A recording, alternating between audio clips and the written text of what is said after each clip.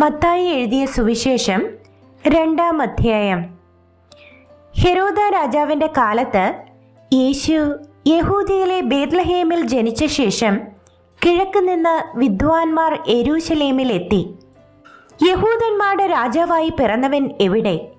ഞങ്ങൾ അവൻ്റെ നക്ഷത്രം കിഴക്ക് കണ്ട് അവനെ നമസ്കരിപ്പാൻ വന്നിരിക്കുന്നു എന്ന് പറഞ്ഞു. ഹെരോദ രാജാവ് അത് കേട്ടിട്ട് അവനും യെരൂശലേം ഒക്കെയും ഭ്രമിച്ച് ജനത്തിൻ്റെ മഹാപുരോഹിതന്മാരെയും ശാസ്ത്രിമാരെയും എല്ലാം കൂട്ടിവരുത്തി.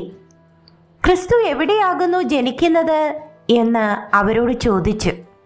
അവർ അവനോട്, യഹൂദയിലെ ബേത്ലഹേമിൽ തന്നെ. യഹൂദ ദേശത്തിലെ ബേത്ലഹേമി, നീ യഹൂദിയ പ്രഭുക്കന്മാരിൽ ഒട്ടും ചെറുതല്ല. എൻ്റെ ജനമായി ഇസ്രായേലിനെ മേയ്പ്പാനുള്ള തലവൻ നിന്നിൽ നിന്ന് പുറപ്പെട്ടു വരും എന്നിങ്ങനെ പ്രവാചകൻ മുഖാന്തരം എഴുതിയിരിക്കുന്നു എന്ന് പറഞ്ഞു. എന്നാറേ ഹെരോദാവ് വിദ്വാൻമാരെ രഹസ്യമായി വിളിച്ച് നക്ഷത്രം വെളിവായ സമയം അവരോട് സൂക്ഷ്മമായി ചോദിച്ചറിഞ്ഞു. അവരെ ബേത്ലഹേമിലേക്ക് അയച്ചു. നിങ്ങൾ ചെന്ന് ശിശുവിനെക്കുറിച്ച് സൂക്ഷ്മമായി അന്വേഷിപ്പിൻ. കണ്ടെത്തിയാൽ ഞാനും ചെന്ന് അവനെ നമസ്കരിക്കേണ്ടതിന് വന്നെന്നെ അറിയിപ്പിൻ എന്ന് പറഞ്ഞു. രാജാവ് പറഞ്ഞത് കേട്ട് അവർ പുറപ്പെട്ടു. അവർ കിഴക്ക് കണ്ട നക്ഷത്രം ശിശു ഇരിക്കുന്ന സ്ഥലത്തിന് മീതെ വന്നു നിൽക്കുവോളം അവർക്ക് മുൻപായി പൊയ്ക്കൊണ്ടിരുന്നു. നക്ഷത്രം കണ്ടതുകൊണ്ട് അവർ അത്യന്തം സന്തോഷിച്ചു. ആ വീട്ടിൽ ചെന്നു ശിശുവിനെ അമ്മയായ മറിയയോട് കൂടെ കണ്ട് വീണ് അവനെ നമസ്കരിച്ചു. നിക്ഷേപ പാത്രങ്ങളെ തുറന്ന് അവന് പൊന്നും കുന്തുരുക്കവും മൂരും കാഴ്ചവെച്ചു. ഹെരോദാവിൻ്റെ അടുക്കൽ മടങ്ങിപ്പോകരുത് എന്ന് സ്വപ്നത്തിൽ അരുളപ്പാടുണ്ടായിട്ട് അവർ വേറെ വഴിയായി സ്വദേശത്തേക്ക് മടങ്ങിപ്പോയി. അവർ പോയ ശേഷം കർത്താവിൻ്റെ ദൂതൻ യോസേഫിന് സ്വപ്നത്തിൽ പ്രത്യക്ഷനായി. നീ എഴുന്നേറ്റ് ശിശുവിനെയും അമ്മയെയും കൂട്ടിക്കൊണ്ട് മിസ്രയീമിലേക്ക് ഓടിപ്പോയി ഞാൻ നിന്നോട് പറയും വരെ അവിടെ പാർക്കുക. ഹെരോദാവ് ശിശുവിനെ നശിപ്പിക്കേണ്ടതിന് അവനെ അന്വേഷിപ്പാൻ ഭാവിക്കുന്നു എന്ന് പറഞ്ഞു. അവൻ എഴുന്നേറ്റ് ശിശുവിനെയും അമ്മയെയും രാത്രിയിൽ തന്നെ കൂട്ടിക്കൊണ്ട് പുറപ്പെട്ട് മിസ്രയീമിലേക്ക് പോയി. ഹെരോദാവിൻ്റെ മരണത്തോളം അവൻ അവിടെ പാർത്തു.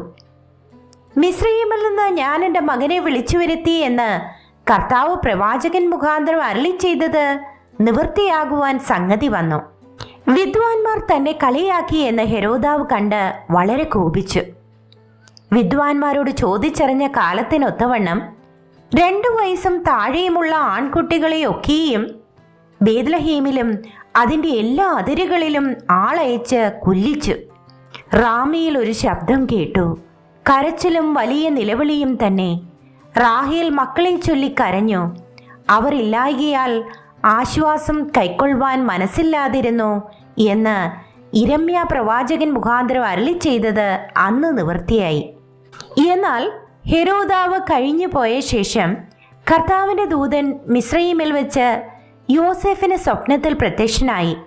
ശിശുവിന് പ്രാണഹാനി വരുത്തുവാൻ നോക്കിയവർ മരിച്ചു പോയതുകൊണ്ട് നീ എഴുന്നേറ്റ് ശിശുവിനെയും അമ്മയെയും കൂട്ടിക്കൊണ്ട് ഇസ്രായേൽ ദേശത്തേക്ക് പോക എന്ന് പറഞ്ഞു. അവൻ എഴുന്നേറ്റ് ശിശുവിനെയും അമ്മയെയും കൂട്ടിക്കൊണ്ട് ഇസ്രായേൽ ദേശത്ത് വന്നു. എന്നാൽ യഹൂദയിൽ അർക്കലയോസ് തൻ്റെ അപ്പനായ ഹെരോദാവിന് പകരം വാഴുന്നു എന്ന് കേട്ടതുകൊണ്ട് അവിടെ പോകുവാൻ ഭയപ്പെട്ടു.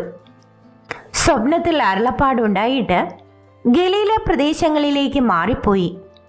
അവൻ നസ്രായൻ എന്ന് വിളിക്കപ്പെടും എന്ന് പ്രവാചകന്മാർ മുഖാന്തരം അരുളി ചെയ്തത് നിവൃത്തിയാവാൻ തക്കവണ്ണം നസറേത്ത് എന്ന ഗ്രാമത്തിൽ ചെന്ന് പാർത്തു.